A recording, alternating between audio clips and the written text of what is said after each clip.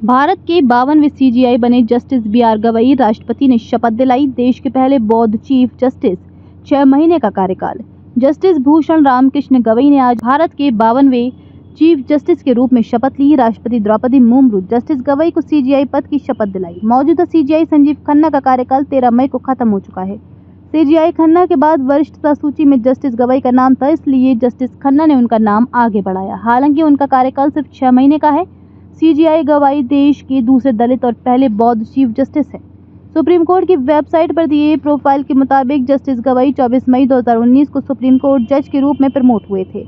उनके रिटायरमेंट की तारीख 23 नवंबर 2025 है। राष्ट्रपति भवन में आयोजित शपथ ग्रहण समारोह में उपराष्ट्रपति जगदीप धनखड़, पूर्व राष्ट्रपति रामनाथ कोविंद, प्रधानमंत्री नरेंद्र मोदी और गृह मंत्री अमित शाह समेत कई केंद्रीय मंत्री भी मौजूद रहे। सीजेआई गवई की मां कमलताई ने कहा, मैंने हमेशा चाहा था कि मेरे बच्चे अपने पिता के रास्ते पर चले और समाज की सेवा करें। भूषण ने बचपन से ही कठिन परिस्थितियों का सामना किया और मेहनत से आज इस ऊंचे पद तक पहुंचे हैं।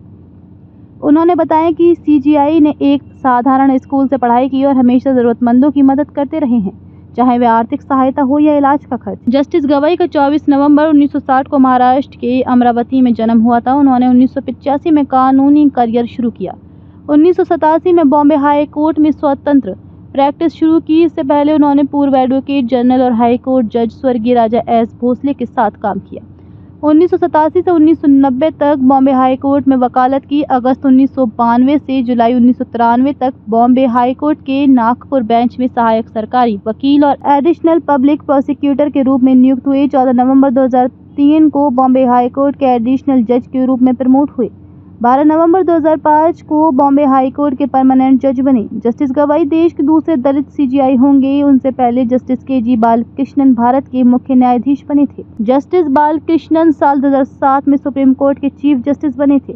सुप्रीम कोर्ट जज के रूप में जस्टिस गवई कई ऐतिहासिक फैसलों में शामिल रहे हैं। उनमें मोदी सरकार के 2016 के डिमोनेटाइजेशन के फैसले को बरकरार रखना और चुनावी बॉन्ड योजना को असंवैधानिक घोषित करना शामिल है। जस्टिस गवई के बाद जस्टिस सूर्यकांत वरिष्ठता सूची में आते हैं। संभावना है कि उन्हें 53वां चीफ जस्टिस बनाया जाएगा।